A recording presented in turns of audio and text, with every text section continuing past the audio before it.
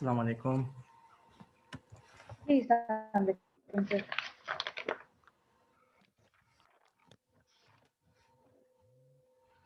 Previous classes lectures आप लोग देख रहे हैं साथ साथ?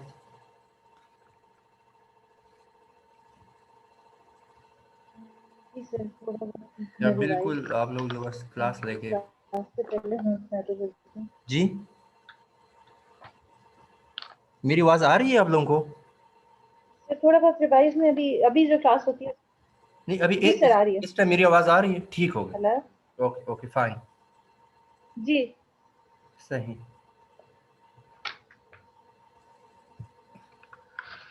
कितने सब्जेक्ट्स आप लोगों के इस सेमेस्टर में हैं?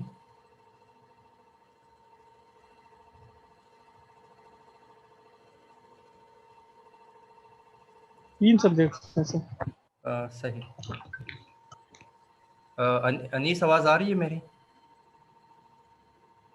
जी सर, आ रही है। ठीक हो गया।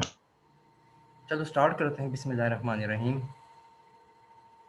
अभी तक हम दो राउटिंग एल्गोरिथम्स पढ़ रहे थे। एक हमारे पास लिंक स्टेट, ठीक है, और दूसरा हमारे पास डिस्टेंस वेक्टर।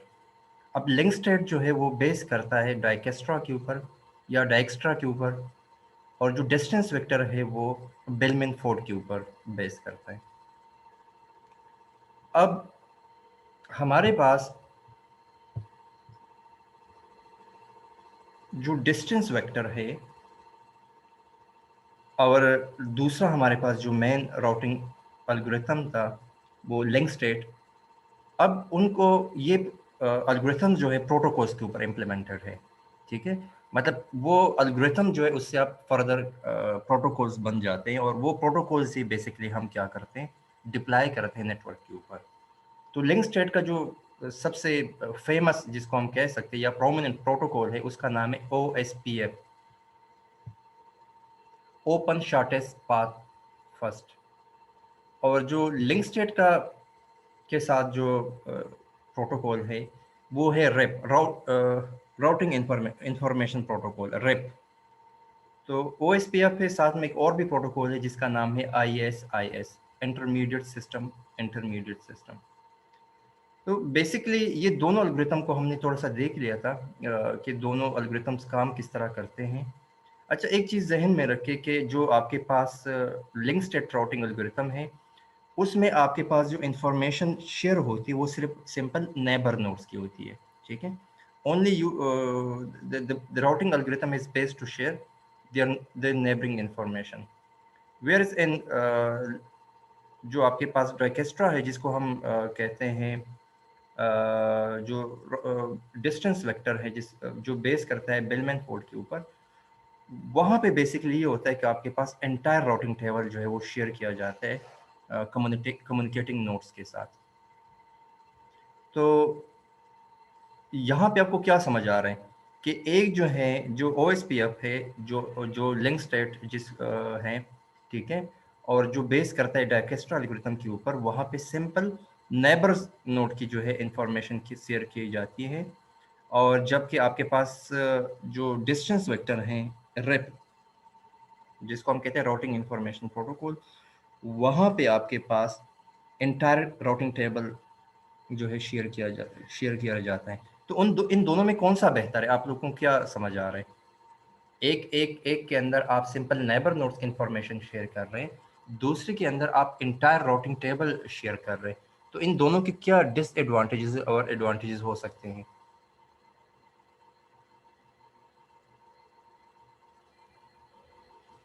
सर, मेरा ख्याल है जिसमें इंटायर राउटिंग टेबल शेयर होता है उसमें ये है कि वो ज़्यादा रिलायबल मतलब होगा, उसमें शॉर्टेस्ट पाथ फाइंड करना जी। ज़्यादा आसान होगा। तो उसमें मतलब अ, आपको सारी इंफॉर्मेशन सारी नोट्स की हाँ, जी। आपके पास फुल इंफॉर्मेशन है तो आप इजीली और कर सकते हैं राउटिंग टेबल को। आपको पूरी पाथ्स का भी पता होगा आसानी से, क्योंकि आपके पास फुल राउटिंग टेबल है। ये तो इसका एडवांटेज हुआ। इसका डिसएडवांटेज क्या हो सकता है? ओवरहेड, मतलब इसमें हर हाँ, चीज के साथ एक्स्ट्रा आपको एक मतलब exactly routing the thing table. कि आपके पास एक तो ओवरहेड होगा, सेकंड जो है नोट्स के ऊपर बर्डन बहुत पड़ेगा। ठीक है, मतलब आप समझ लेना कि आपके पास एक सिंपल सा सिनेरियो अगर मैं आपको बता दूं कि लेट्स सपोज आप एक क्लास पढ़ा रहे हैं यूनिवर्सिटी के अंदर, या मैं कोई क्लास पढ़ाता हूँ यूनिवर्सिटी के अंदर, और उस क्लास के अंदर जो है 50 स्टूडेंट्स हैं, और उन सारे स्टूडेंट्स की जो इंफॉर्मेशन है वो मैं अपने साथ मोबाइल में, उनके सेल नंबर्स, उनकी पूरी आइडेंटिटी, ईच एंड एवरीथिंग मैं अपने सेल फोन के अंदर सेव कर दूं। तो किसी के साथ भी मैंने बात करनी हो तो मैं सिंपल नंबर उसका मिलाता हूँ, डायरेक्टली मैं उसके साथ बात कर सकता हूँ। ठीक है, मतलब आप फुल इन्फॉर्मेशन है क्लास के हवाले से मुझे। तो इस तरह अगर दूसरी क्लास है उसकी भी फुल इन्फॉर्मेशन है। तो सेकंड बात है कि मेरे मोबाइल फ़ोन के अंदर क्या इशू हो सकता है, मेरे मोबाइल फ़ोन के अंदर ये इशू हो सकता है कि एंट्रीज बहुत ज़्यादा होगी, बहुत ज़्यादा, एक एक नाम के पता नहीं कितने लोग आएंगे, और फिर एंट्रीज बहुत ज़्यादा होगी, फिर उस पर्टिकुलर स्टूडेंट को फाइंड करना, फिर उसको कॉल मिलाना, वो थोड़ा सा क्या होगा, अब मेरे मोबाइल फ़ोन के ऊपर भी बर्डन पड़ सकता है, या मेरे पास इतने ज़्यादा मैसेजेस रूट होंगे, इतने ज़्यादा मैसेजेस मेरे पास आएंगे, क्योंकि सबके पास मेरी इन्फॉर्मेशन है, तो जो एक्स्ट्रा इन्फॉर्मेशन है वो भी फ्लो करेगी, गैर ज़रूरी मैसेजेस भी आपकी तरफ मूव करेंगे। तो इट मीन्स कि कहीं ना कहीं फ़ायदा भी है, लेकिन साथ में डिसएडवांटेज भी है। इसका अगेंस्ट मेरे पास क्या सिनारियो हो सकता है कि मैं क्लास की सीयर को सिंपल जो है उसका नंबर मैं अपने पास रखूं, और जब भी मैंने किसी किसी स्टूडेंट से बात करनी हो तो मैं सीआर से कहता हूँ कि आप मुझे उसका नंबर फॉरवर्ड कर दें, या मैं क्लास में एक दो बंदों की एक सीआर बना दे, दूसरा एक दूसरा सीआर बना दिया, अगर एक सीआर नहीं है तो वो दूसरा सीआर का काम करे। तो जो जब भी मैंने क्लास से बात करनी हो तो मैं सीआर से कहता हूँ कि आप मुझे पर्टिकुलर बंदे का नंबर फॉरवर्ड कर दें। तो सीआर जाके मुझे, क्योंकि सीआर एक क्लास रिप्रेजेंटेटिव है, उसके पास पूरी इन्फॉर्मेशन है, तो वो मुझे फर्दर कहीं ना कहीं से नंबर अरेंज कर देता है। तो यहाँ पे क्या फ़ायदा है कि आपके नोट के ऊपर बर्डन तो कम है, ठीक है, लेकिन एक बात है कि आप डायरेक्टली इन्फॉर्म नहीं कर रहे, बल्कि आप इनडायरेक्टली किसी से इंफॉर्मेशन ले रहे हैं। तो ये राउटिंग प्रोटोकॉल्स, ये दोनों एल्गोरिथम जो है ये इसी बेस पे हैं, ठीक है। एक आपके पास फुल इंटायर आपके पास टेबल शेयर होता है, टोटल एंट्रीज होती है, इंटायर नेटवर्क का आपको आइडिया होता है। दूसरे में आपको सिंपल अपने नेबरिंग नोड्स का आइडिया होता है कि मेरे पास नेबर में कौन कौन से नोड्स कनेक्टेड है। तो जो आपके पास OSPF है उसमें जो लिंक स्टेट राउटिंग एल्गोरिथम है उसमें आप you only know about your neighbours, सही है। तो आपके पास जितनी भी एंट्रीज हैं राउटिंग टेबल के अंदर, उसमें सिंपल आपके पास इंटरमीडिएट जो आपके पास इमीडिएट नेबरिंग नोड्स है उनकी इंफॉर्मेशन है। ऑन द अदर हैंड जो कि डिस्टेंस वेक्टर है जिसको हम राउटिंग इंफॉर्मेशन प्रोटोकॉल कहते हैं, उसके अंदर एंटायर राउटिंग टेबल आपके पास जो है एक दूसरे के साथ शेयर किया जाता है। So this is the main difference between these two routing protocol. तो कहीं ना कहीं एक के फायदे भी साथ में डिसएडवांटेजेस भी हैं। अच्छा, एक चीज़ जो है साथ में ये बताता चलूँ, जो OSPF है वो शॉर्टेस्ट पाथ फाइंड करता है कॉस्ट के ऊपर, ठीक है। कॉस्ट कॉस्ट क्या है, कॉस्ट मैट्रिक वैल्यू, वो बैंडविड्थ भी हो सकता है, लेटेंसी भी हो सकती है, क्विंग डिले भी हो सकता है, व्हाटएवर, इसके बेस के ऊपर शॉर्टेस्ट पाथ फाइंड किया जाता है या ऑप्टिमल पाथ फाइंड किया जाता है। ऑन द अदर हैंड जो राउटिंग इंफॉर्मेशन प्रोटोकॉल है बेलमैन फोर्ड, वहाँ पे हॉप काउंट के हिसाब से बेस्ट पाथ फाइंड किया जाता है कि आपके पास कितने हॉप काउंट हैं, आप आपसे जो डेस्टिनेशन नोड है जहाँ पे आप सेंड करना चाहते हैं इंफॉर्मेशन, वो कितने हॉप के ऊपर है। अगर हॉप काउंट ज़्यादा है तो आप उस पाथ को चूज़ करें जहाँ पे हॉप काउंट कम हो। तो लीस्ट हॉप काउंट वाला पाथ जो है बेसिकली कंसिडर किया जाता है बेस्ट पाथ। और इसमें क्या डिफरेंस है, डिफरेंस ये था कि जो आपके पास डायकेस्ट्रा एल्गोरिथम है जिसको हम OSPF कहते हैं या लिंक स्टेट राउटिंग प्रोटोकॉल जो है, वहाँ पे आपके पास तब आपके पास राउटिंग टेबल अपडेट होता है जब कोई टोपोलॉजी चेंज आता है, जब कोई नोड जो है नेटवर्क को छोड़ देता है, या कोई न्यू एंट्री आ जाती है, या कोई न्यू नोड जो है नेटवर्क में दाखिल हो जाते हैं, तो तब जो है आपके पास राउटिंग टेबल जो है वो अपडेट होता है, ट्रिगर अपडेट्स आती है। अब जो दूसरा है डिस्टेंस वेक्टर जिसको हम बेलमैन फोर्ड कहते हैं, उसमें बेसिकली क्या होता है, उसमें हर 30 सेकंड के बाद आपके पास राउटिंग टेबल क्या होता है, अपडेट होता है। सो ईच 30 सेकंड्स के बाद आपके पास पूरा राउटिंग टेबल अपडेट होके पीरियोडिक वो आपके पास रिन्यू हो जाता है। तो मीन्स कि आपके पास पीरियोडिक अपडेट्स आती हैं, आपका आपका राउटिंग टेबल बार बार जो है रिन्यू होता जाता है। दूसरे में तब ही रिन्यू होता है जब आपके पास कोई चेंजेस आकर होती है। ठीक है, ये समझ आ गया? इसमें कोई इशू है तो आप पूछ सकती हैं, क्योंकि ये कंसेप्ट जो है थोड़े से आपको कॉम्प्लिकेटेड नजर आएंगे, क्योंकि याद करना कि लिंक स्टेट कौन सा है या बेलमैन फोर्ड कौन सा है, या वहाँ पे कौन सा प्रोटोकॉल है, यहाँ पे कौन सा प्रोटोकॉल है, या वहाँ पे बेस्ट पाथ किस कौन से पैरामीटर से फाइंड किया जा सकता है, या इस वाले में बेलमैन फोर्ड में आपके पास बेस्ट पाथ जो है वो कौन से पैरामीटर्स को यूज़ करते हुए फाइंड किया जाता है। तो ये दो चीज़ें याद करना बाज़ औक़ात मुश्किल हो जाता है, लेकिन साथ साथ जो है फिर आहिस्ता आहिस्ता जब आप इसको बार बार पढ़ेंगे फिर चीज़ इंशाल्लाह याद हो जाएंगी। ठीक है, तो सबसे पहले हम स्टार्ट करते हैं OSPF से। OSPF जो है लिंक स्टेट या डाइजेस्टर एल्गोरिथम पे बेस करता है, और OSPF stand for open shortest path first. ठीक है, जिसको हम कहते हैं ओपन शॉर्टेस्ट पाथ फर्स्ट। ये ओपन इसलिए इसको कहते हैं कि ओपन फॉर ऑल। ठीक है, मतलब इसमें कोई वो नहीं है कि आपके पास जो है ये ओपन फॉर ऑल है, everybody can use this routing protocol. अच्छा, एक यहाँ पे एक दो चीज़ें मैं और बताता चलूँ। जो आपका राउटिंग इंफॉर्मेशन प्रोटोकॉल था रेप, जो कि दूसरा आपके पास है, ठीक है, उसमें ये होता है कि आपके पास फ्लैट राउटिंग होती है, कि आपके पास एंटायर राउटिंग टेबल है तो इट मीन्स कि फ्लैट राउटिंग है। जो आपके पास OSPF है, जो ये OSPF हम यूज़ करते हैं, इसमें आपके पास हिरारिकल राउटिंग है। ठीक है, हिरारिकल राउटिंग का क्या मतलब है और फ्लैट का क्या मतलब है, कुछ आइडिया है? हम हिरार्की किसे कहते हैं, कि मतलब एक हिरारिकल ऑर्डर है या हिरार्की है, किसी भी ऑर्गेनाइजेशन की हिरार्की का क्या मतलब है कि मतलब डिफरेंट डोमेन्स हो और हर एक बंदा अपने डोमेन में काम करे, और वो डोमेन डिफाइन हो कि किस बंदे को कहाँ पे आपने प्लेस करना है और उसका रोल क्या है नेटवर्क के अंदर। समझ आ रहा है? जी सर।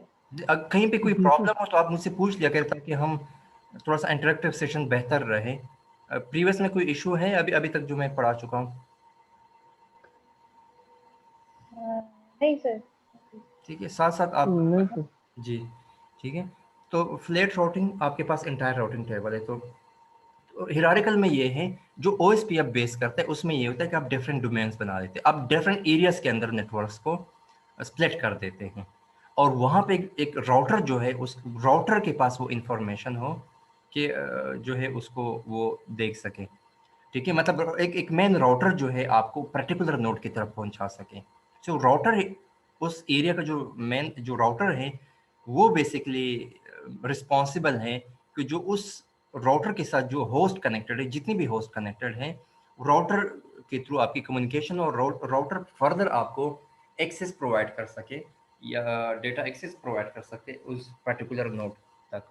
ठीक है, तो इट मीन्स कि आपके पास फ्लैट राउटिंग नहीं है, बल्कि आपने क्या किया कि आपने एक एक हिरारिकल ऑर्डर आपने बना दिया। अच्छा, OSPF के अंदर थोड़े से साथ साथ ये चीज़ें तो थी कि किस किस किस तरह काम करता है, इसके अंदर एक और मॉडिफिकेशन हुई है। मतलब अभी OSPF साथ साथ इम्प्रूव होता जा रहा था। तो सबसे पहले इसके अंदर ऑथेंटिकेशन का ऑप्शन डाला गया, ऑथेंटिकेशन ऑफ राउटिंग मैसेजेस। अब ऑथेंटिकेशन किसे कहते हैं? नॉर्मली हम कहते हैं ये बंदा अथेंटिक है, तो मतलब वो नोड्स आपके साथ कम्युनिकेट करेंगे जो कि अथेंटिक नोड हो आपके नेटवर्क के। अथेंटिक नोड मतलब उसके साथ कोई IP और उसकी जो लॉगिन है, each and everything properly shared हो, और वो अथोराइज यूजर हो आपके नेटवर्क के। ठीक है, तो जब ऑथेंटिकेशन ऑफ राउटिंग मैसेजेस होती है, इनक्रिप्टेड कम्युनिकेशन बिटवीन राउटर्स होता है, तो उसमें ये हो जाता है कि जो आपके पास वो नोड जो बिहेव करते हैं, या जो इंट्रूडर्स नोड होते हैं, ठीक है, वो इजीली आइडेंटिफाई हो सकते हैं। तो SPF के अंदर एक जो एनहेंसमेंट है, जो मॉडिफिकेशन हुई है, उसमें ऑथेंटिकेशन जो है वो साथ में उसके जितने भी फीचर प्रीवियसली डिफाइंड थे, उसके अंदर एक और फीचर ऐड किया गया जिसको ऑथेंटिकेशन का नाम दिया गया। उस ऑथेंटिकेशन से क्या होगा कि आपके पास वो नोड जो कि अथोराइज नहीं होते, जो ऑथेंटिक यूजर्स नहीं होते, जो दो मिसबिहेव करते या कहीं ना कहीं आपके नेटवर्क की सिक्योरिटी को बाईपास कर सकते या हार्म कर सकते, हार्मफुल होते, तो उन नोड को आइडेंटिफाई किया जाए। साथ में हिरार्की डाला गया कि डोमेन्स के अंदर आपके पास नेटवर्क्स को डिफरेंट एरियाज के अंदर डिफाइन किया गया, और वहाँ पे डिफरेंट राउटर को डिजिग्नेट किया गया कि वो ही आपको एक्सेस प्रोवाइड कर सके उस लोकेशन के अंदर जितनी भी नोड्स होंगे, ठीक है। थर्ड, इसके अंदर लोड बैलेंसिंग डाला गया। लोड बैलेंसिंग का ये मतलब है कि डिस्ट्रीब्यूटेड है, डिस्ट्रीब्यूटेड एल्गोरिथम है कि आपके पास डेटा जो है एक पाथ पे मूव नहीं करेगा, बल्कि कोई भी ट्रैफिक होगा, कोई भी मैसेज होगा, उसको आप डिफरेंट पाथ के ऊपर ट्रांसमिट कर सकते हैं टू डेस्टिनेशन। तो ये आपके पास लोड बैलेंसिंग कर सकते हैं, मतलब एक लिंक के ऊपर ज़्यादा लोड जो है वो नहीं पड़ेगा, बल्कि इसको आइडिया हो सकता है कि किस लिंक के ऊपर लोड कम है, तो उसको भी ये फाइंड करने के बाद उस पर भी मैसेजेस ट्रांसमिट कर सकता है। तो ये 3 इसके अंदर एनहेंसमेंट है, जिसको हम कह सकते हैं कि मॉडिफिकेशन है ओएसपीएफ के अंदर। अब जो है ओरिजिनली जब राउटिंग एल्गोरिथम बनाया गया और राउटिंग्स को टेस्ट करने के लिए जो सबसे पहला नेटवर्क था वो आरपानेट था। आरपानेट जो है ये बेसिकली इंटरनेट का ओल्ड वर्जन है, मतलब इंटरनेट जो है इवॉल्व हुआ है आरपानेट से। इनिशियली इंटरनेट का नाम आरपानेट था, बाद में ये इंटरनेट बना है। तो इनिशियली आपके पास जो मैट्रिक वैल्यू डिफाइन की गई, हम ये कहते हैं कि ओएसपीएफ के अंदर क्या होता है, ओएसपीएफ के अंदर आपके पास मैट्रिक वैल्यू होती है। मिसाल के तौर पर हाफ काउंट नहीं होता, मैट्रिक वैल्यू होती है। मैट्रिक कोई भी वैल्यू हो सकती है, वो कास्ट हो सकता है किसी लिंक का, वो बैंडविड्थ हो सकता है, वो लेटेंसी हो सकती है, ठीक है। तो इनिशियली जो है जब आरपानेट पे इसको टेस्ट किया गया तो ये सोचा गया कि कॉस्ट क्या होना चाहिए, हम बेस्ट पाथ इनिशियली किस तरह फाइंड करेंगे, क्योंकि पुराना पुराना सिस्टम था। तो पुराने आपके पास जो है काफ़ी आरपानेट तो काफ़ी पुराना वर्जन था, तो उस टाइम पे तो वैसे भी बैंडविड्थ काफ़ी कम होता था। तो उन्होंने ये किया कि आपके पास यूनिफॉर्म बैंडविड्थ मिलता था, और वो बैंडविड्थ कितना होता था नॉर्मली 56 kbps का, इंतहाई कम बैंडविड्थ है। मेरे ख्याल में आप सिर्फ मैसेजेस ही टेक्स्ट मैसेजेस ही ट्रांसमिट कर सकते होंगे इसी नेटवर्क के ऊपर। तो उस नेटवर्क के ऊपर जहाँ पे बैंडविड्थ इंतहाई कम था, तो वहाँ पे क्या किया उन्होंने ये किया कि हम ना बैंडविड्थ को कंसिडर करते और ना उन्होंने लेटेंसी को कंसिडर किया, बल्कि उन्होंने कंसिडर किया क्यू लेंथ को कंसिडर किया। कि इनिशियली जब ओएसपीएफ बना था और इनिशियली जब इसको डिप्लाई किया गया आरपानेट के ऊपर, तो उन्होंने कहा कि बेस्ट पाथ हम क्यू लेंथ के ऊपर डिसाइड करेंगे। क्यू लेंथ ये होगा कि मिसाल के तौर पर नंबर ऑफ पैकेट्स वेटिंग उस लिंक के ऊपर कितने हैं, मतलब एक लिंक के ऊपर काफ़ी ज़्यादा पैकेट्स मूव कर रहे हैं और वहाँ पे एक एक क्यूइंग बन जाता है, एक कतार बन जाती है कि वहाँ पे मैसेजेस मूव कर रहे हैं और मैसेज अराइव भी होते हैं और डिपार्ट भी होते हैं, तो वहाँ पे थोड़ी सी क्यू, तो जिस पे क्यू लेंथ कम हो, जिस लिंक के ऊपर क्यू लेंथ कम हो, तो उसी पे ट्रांसमिट कर ले, ठीक है। जिस लिंक के ऊपर रश कम हो, जिस रेट के ऊपर ट्रैफिक फ्लो कम हो, तो उसी के ऊपर ट्रांसमिट कर ले। तो वो बेस्ट पाथ होता जिसके ऊपर क्या था, जिसके ऊपर ट्रैफिक कम होता। मिसाल के तौर पर एक जर्नल सी मिसाल ले ले, बेशक आपके पास बड़े ज़बरदस्त रोड हो, उसकी विड्थ ज़्यादा हो, लेकिन उसके आप दूसरा रोड हो जहाँ पे आपको बिल्कुल ट्रैफिक नज़र ना आ रही हो और इंतहाई उसकी विड्थ कम हो, लेकिन ट्रैफिक उस पर बिल्कुल ना हो, तो वो बेस्ट पाथ कंसिडर किया जाता जिसके ऊपर जहाँ पे ट्रैफिक कम हो, वो बेस्ट पाथ। वो आप जो आपके पास बैंडविड्थ ज़्यादा भी है, बेहतरीन बैंडविड्थ है आपके पास, लेकिन आप बैंडविड्थ को नहीं देख रहे, आप उसको देख रहे, उसी लिंक को देख रहे हैं, बेशक वहाँ पे जो जैसी भी हालत हो, लेकिन वहाँ पे नंबर ऑफ पैकेट्स जो है या वो कम हो, वहाँ पे ट्रैफिक फ्लो कम हो, that would be consider best path या ऑप्टिमल पाथ। इनिशियली ओएसपीएफ को कास्ट जो है वो डिसाइड होता क्यू लेंथ के ऊपर। समझ आ गया ये? जी sir. Basically, ARPANET was experimental ground to check the performance of any protocol. Initially ये ऐसा ही था। So link state जो है वो जो आपके पास कास्ट थी किसी लिंक की या बेस्ट पाथ फाइंड करने के लिए जो पैरामीटर था वो क्यू लेंथ था, कि हाँ वो बेस्ट पाथ होगा। जब आप कहीं पे नेटवर्क के ऊपर डिप्लाई करते उसी टाइम पे ओएसपीएफ इनिशियल फॉर्म में जब था, तो वहाँ पे ये इशू था। अब इश्यूज कहाँ पे आए? इश्यूज वहाँ पे आए बाज़-औक़ात आपके पास बैंडविड्थ बहुत बेहतर होता, ठीक है, और वहाँ पे आपका डेटा बड़ा बेहतर तरीके से आप ट्रांसमिट कर सकते हैं, लेकिन आपने इसको बाईपास किया। अच्छा, बाज़ औक़ात ये होता है कि आपके पास लेटेंसी इंतहाई किसी लिंक के ऊपर कम होती, लेकिन वो आपका बेस्ट पाथ ना होता। सो बाज़ औक़ात ये होता है कि bandwidth is not uniform and sometimes low bandwidth link was selected as a best path. मतलब low bandwidth is selected as a best path क्योंकि आपके पास आप समझ लें कि रोड की विड्थ कम है, बैंडविड्थ को आप इस तरह समझ लें कि आपकी रोड की विड्थ ज़्यादा है, हाई बैंडविड्थ। नॉर्मली इस तरह रोड की लेंथ जो है, जो विड्थ है, विड्थ बेसिकली हम देख रहे हैं, तो विड्थ इंतहाई कम है, इस पे एक ही गाड़ी गुजर सकती है एक टाइम पे।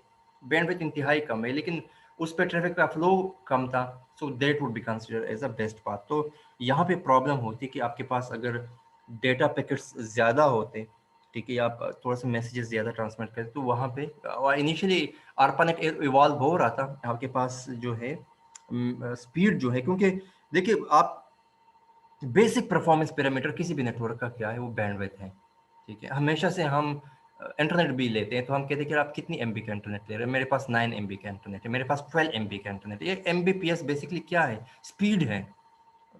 आप जितना हम फर्स्ट पैरामीटर परफॉर्मेंस का क्या होता है आजकल, हम स्पीड को देखते हैं कि यार बस बेहतर स्पीड हमें मिल जाए, बाकी कोई भी इश्यूज हो साथ में हम उसको इग्नोर कर देते हैं। तो ऑटोमेटिकली इवॉल्व हो रहा है, तो आपके पास स्पीड जो है इनिशियली आपके पास जो है वो उसी को ही मेन परफॉर्मेंस पैरामीटर कंसिडर किया जाता है। तो यहाँ पे ये प्रोटोकॉल जो था इनिशियली, जो OSPF का इनिशियल वर्जन था, वो थोड़ा सा फेल हुआ, तो उसको थोड़ा सा उन्होंने रिवाइव किया और एक न्यू प्रोटोकॉल, उसके अंदर मैट्रिक वैल्यू उन्होंने चेंज कर दी कि अब क्यू लेंथ को हम छोड़ देते हैं, अब इसके अंदर इनकॉर्पोरेट कर देते हैं, साथ में हम बैंडविड्थ को भी देख लेते हैं और डिले भी, हम लेटेंसी को भी हम इनकॉर्पोरेट कर लेते हैं। तो अब हम तीन चीज़ें देखेंगे इसके बाद कि वो बेस्ट पाथ होगा जहाँ पे क्यूइंग डिले भी आप देखते थे, वहाँ पे बैंडविड्थ भी आप देखते थे और लेटेंसी भी। तो इन तीन पैरामीटर्स को एक पर्टिकुलर लिंक के लिए देखने के बाद ही, इन तीनों का एक सम अप करने के बाद आपके पास बेस्ट पाथ आप कैलकुलेट करते। तो ये सेकंड वर्जन जब आया, ठीक है, तो उसमें इन तीनों को इनकॉर्पोरेट किया गया। तो उसमें एक्चुअली लेटेंसी किसे कहते हैं, व्हाट इज लेटेंसी, मतलब एक तो हम डिले कहते हैं या क्यूइंग डिले हो गया वट एवर, लेटेंसी हम किसे कहते हैं। नेटवर्क के टर्म में लेटेंसी या कम्युनिकेशन के टर्म में लेटेंसी बहुत ज़्यादा हम सुनते हैं। व्हाट इज लेटेंसी, कुछ आइडिया है? सर डिले, डिले तो है, मतलब लेटेंसी मेरी, हाँ मुझे तो इतनी समझ है कि डिले होता है जो कि मतलब बिल्कुल आपका लेटेंसी डाटा डिले ही होता है, इसमें कोई शक नहीं है, लेकिन थोड़ा सा मतलब एग्जैक्टली आप डिले नहीं कह सकते। टेक्निकल जितना टर्म्स में, हाँ मुझे टाइम जितना लगता है सर एक पैकेट हाँ, को ये भी कह सकते हैं कि टाइम कितना लगता है, लेकिन अगर इसको हम जनरली डिफाइन करें तो the overall delay of the network is called latency, ठीक है। द ओवरऑल डिले मतलब देखिए, आप देखिए कौन कौन सी डिले आ सकती है। एक प्रोपेगेशन डिले आ सकता है, ट्रांसमिशन डिले आ सकता है, क्यूइंग डिले आ सकता है, प्रोसेसिंग डिले आ सकता है। तो आपके पास ये 4-5 डिले तो मैंने आपको बता दी। तो इन सब को जब आप सम अप करेंगे तो उस सम को सम अप करने के बाद जो चीज़ बनती है उसको हम लेटेंसी कहते हैं। समझ आ गया? मतलब सारे फैक्टर्स को हाँ, इंक्लूड सारे फैक्टर करके को जब ऐड ऑन जो करने डिले के आ रहा बाद है जो उसको इतना लेटेंसी। ओवरऑल डिले आता है, इन सबको ऐड करने के बाद उसको हम लेटेंसी कहते हैं। नॉर्मली प्रोपेगेशन डिले किसे कहते हैं? प्रोपेगेशन डिले इसे कहते हैं कि आपका एक बिट जो है कितना टाइम ले रहा है ट्रांसमिट होने के लिए सोर्स से डेस्टिनेशन तक। और ट्रांसमिशन डिले हम किसे कहते हैं कि आपके मैसेज में जितने बिट्स हैं वो कितना टाइम ले रहे हैं आपके सोर्स से डेस्टिनेशन तक। तो ये दो चीज़ें डिफाइन। क्यूइंग डिले कहाँ पे आता है? नॉर्मली जहाँ पे आपके पास ट्रैफिक फ्लो ज़्यादा हो जाता है वहाँ पे कुछ मैसेजेस को आप लगा देते हैं, मतलब थोड़ा सा उसको वेटिंग पे रख देते हैं। उस वेटिंग में कितना टाइम जो है उसका वेटिंग का है। अच्छा, इसके अंदर ये क्यूइंग डिले को मेजर करना भी थोड़ा सा, इसके लिए इन प्रोटोकॉल्स के अंदर क्या किया गया उस पीएफ के अंदर, उसके अंदर टाइम स्टैम्प का कंसेप्ट यूज़ किया गया। टाइम स्टैम्प क्या होता है कि मिसाल के तौर पर कोई पैकेट जो है वो अराइव हो गया तो उसने एक टाइम स्टैम्प लगा दिया, ठीक है, और जब वो डिपार्चर कर रहा है, जिस टाइम पे लीव करे तो उस टाइम पे दूसरा टाइम स्टैम्प आपने लगा दिया। तो फिर जो है आप जो डिपार्चर टाइम स्टैम्प है उससे आप माइनस करें जो अराइवल टाइम है। तो जब आप माइनस करेंगे तो आपके पास क्यूइंग डिले आ जाएगा। तो क्यूइंग डिले आप इस तरह मेजर कर सकते हैं। तो अराइवल टाइम्स और डिपार्चर टाइम आप देखिए, उसको आप डिपार्चर से आप जो अराइवल टाइम इसको आप माइनस करें, so that will be a queuing delay. और जो आपके पास प्रोपिगेशन डिले है उसको हम मेजर किस तरह करते हैं? हम distance divided by propagation speed. ठीक है, प्रोपिगेशन स्पीड नॉर्मली क्या होता है, स्पीड ऑफ लाइट ही होती है नॉर्मली कम्युनिकेशन के अंदर हम कंसिडर करते हैं। अगर आपके पास link between the two nodes are 12,000 किलोमीटर, so 12,000 divided by 2.4 times 10 to the power 8, तो इस तरह हम प्रोपिगेशन स्पीड को हम मैयर कर सकते हैं। वेयर ट्रांसमिशन स्पीड किस तरह मैयर करते हैं, वो नॉर्मली होता है कि मैसेज का साइज कितना है डिवाइड बाय बैंडविड्थ कितना है।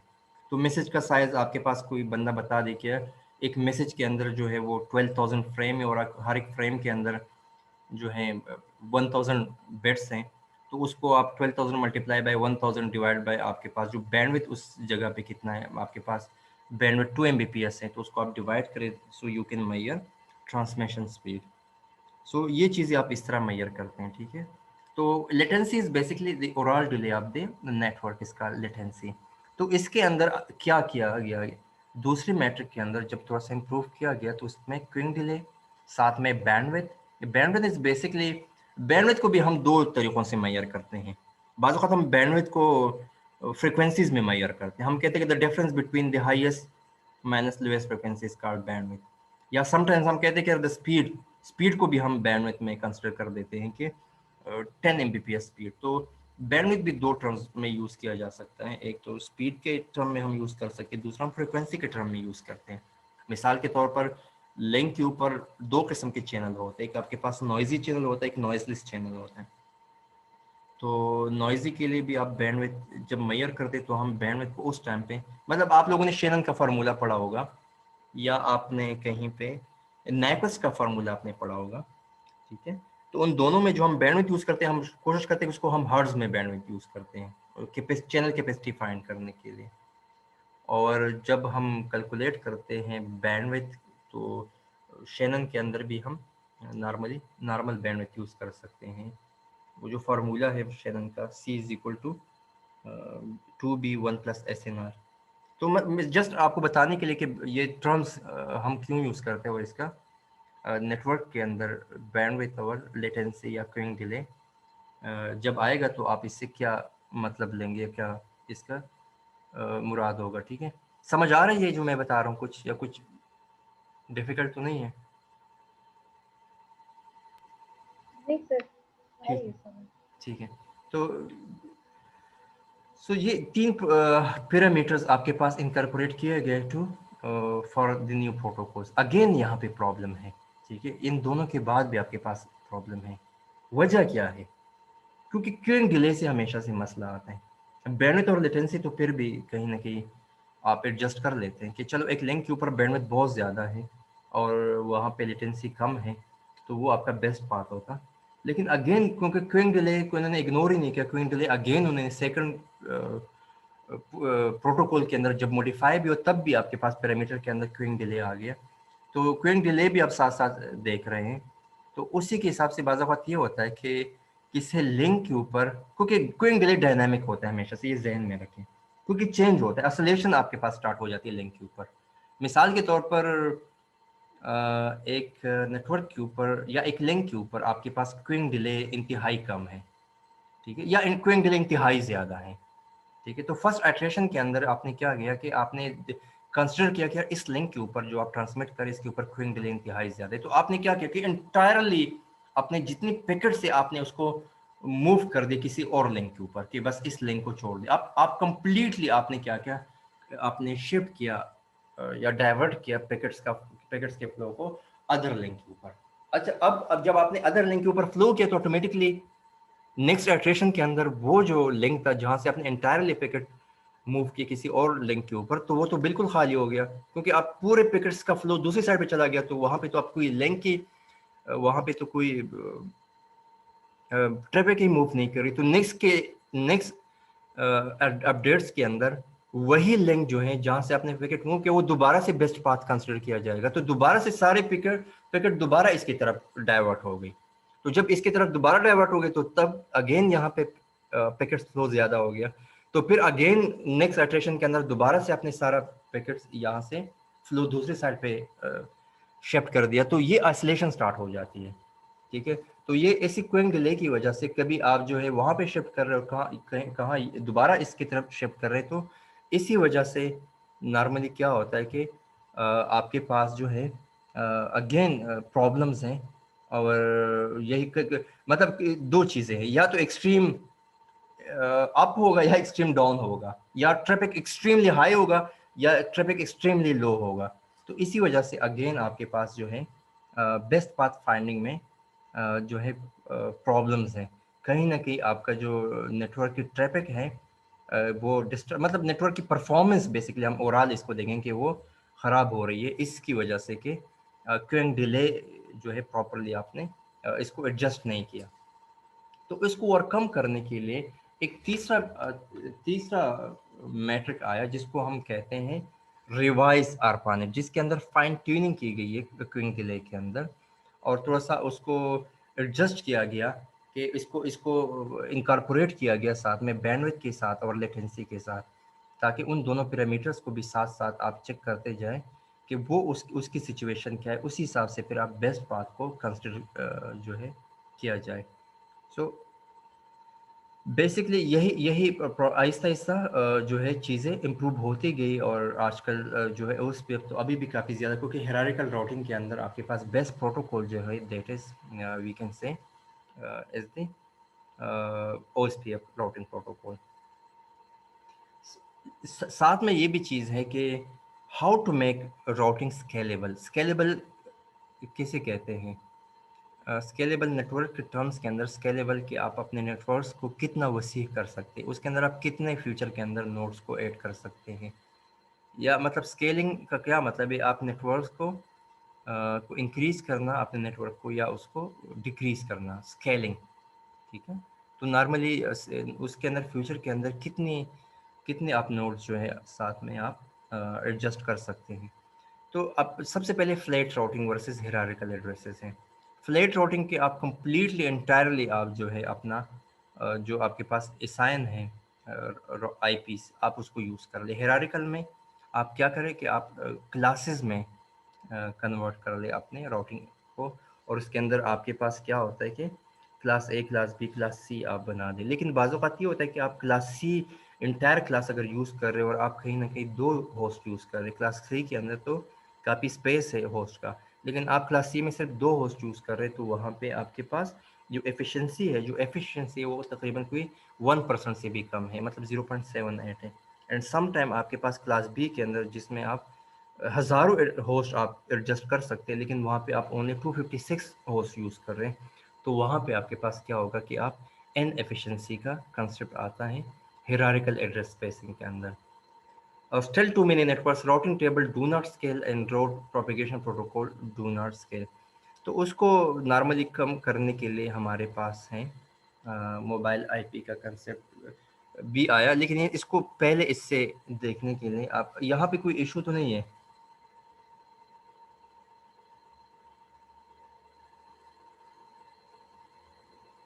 जी, जिस राउटिंग को हिरारिकल एड्रेसेस के साथ उन्होंने इनकॉर्पोरेट किया कि आप दोनों को किस तरह देख सकते हैं, क्योंकि ओएसपीएफ नॉर्मली हिरारिकल जो है प्रोटोकॉल है, हिरार्की पे काम करता है, तो उसमें बाज़ औक़ात आप क्लास सी या क्लास बी एड्रेस कंप्लीट एक डोमेन को असाइन कर देते हैं और फिर उसके अंदर आप दो होस्ट सिर्फ यूज़ कर रहे हैं, तो वहाँ पे ये इनएफिशिएंट यूज़ आप एड्रेस स्पेसेस आ जाते हैं। सही, ठीक है। ठीक है, तो नॉर्मली अब राउटिंग जो है, देखिए राउटिंग जब हम करते तो राउटिंग तो स्टैटिक नोड्स के लिए बहुत आसानी से हो सकता है, वहाँ पे तो कोई इशू नहीं आता। लेकिन जब आपके पास नोड्स जो है डायनामिक बन जाए, नोड्स मोमेंट स्टार्ट हो जाए, तो फिर राउटिंग में इशू आ जाते हैं। आपके ज़्यादातर जो OSPF है या ऐसे प्रोटोकॉल्स है वो ज़्यादातर थोड़ा से उसमें इश्यूज आ जाते हैं, क्योंकि नोड जो एक जगह से दूसरी जगह मूव करना स्टार्ट कर देते हैं। तो उसको सॉल्व करने के लिए हमारे पास एक कंसेप्ट आया जिसको हम कहते हैं मोबाइल आईपी।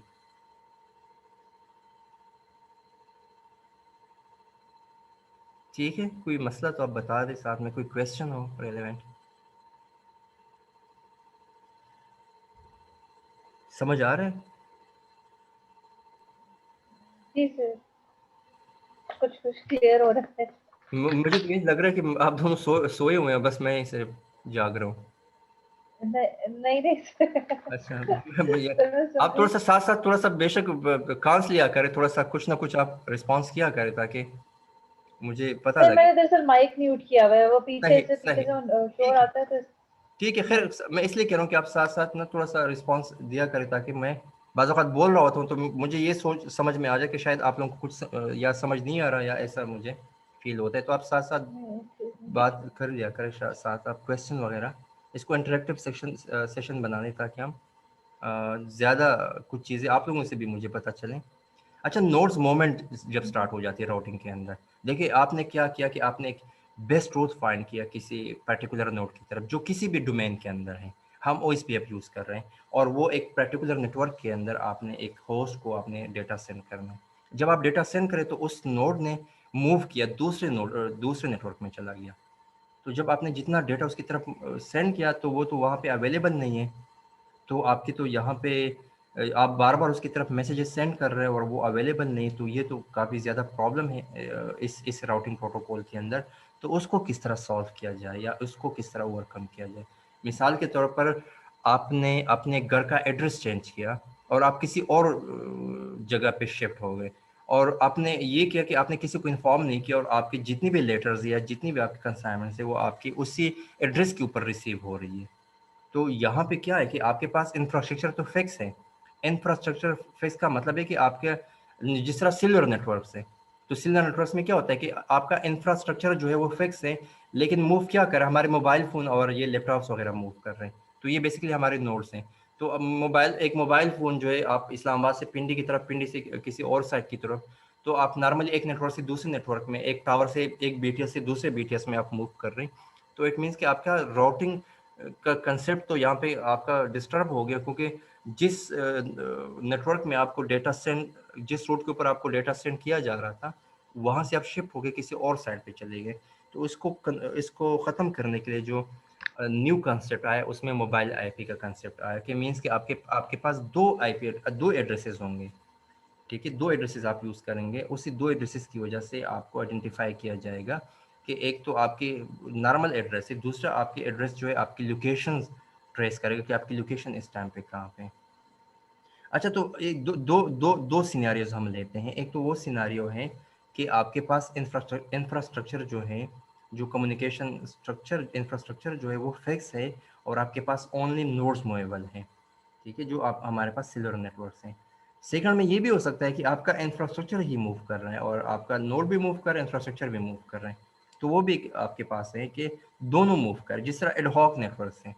तो एडहॉक नेटवर्क्स में नॉर्मली क्या होता है, मोबाइल एडहॉक नेटवर्क्स के अंदर क्या होता है कि आपके पास पूरा नेटवर्क ही मूव कर रहा है, आपका इंफ्रास्ट्रक्चर भी साथ में मूव कर रहा है, क्योंकि वो तो टेम्परेरी नेटवर्क होता है, परमानेंट तो होता नहीं है। तो ये भी आपके पास एक प्रॉब्लम है कि आपके पास मोबाइल नोड भी मूव कर रहे हैं, आपके पास नोड भी होस्ट भी मूव कर रहे हैं, साथ में उसके साथ नेटवर्क भी मूव कर रहे हैं।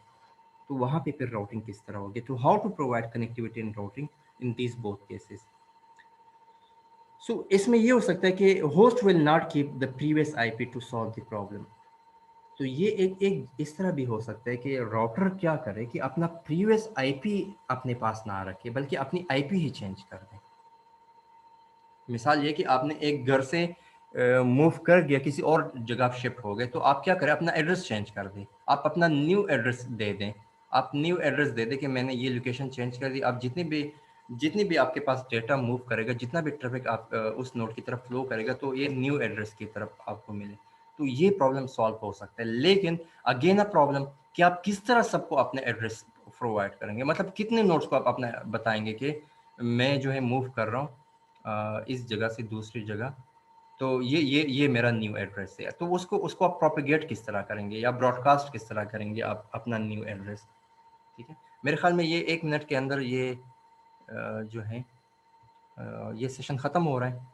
आपके लिए, आप लोगों के लिए मैं दोबारा जो है एक लिंक जनरेट कर देता हूँ, ठीक है, ताकि हम इस जी सर। आगे परस्यू करें क्लास को। ठीक है, ये मेरे ख्याल में 1 मिनट के अंदर ये हो रहा है, तो मैं दोबारा से एक लिंक आपको सेंड कर देता हूँ सेशन, नेक्स्ट सेशन का।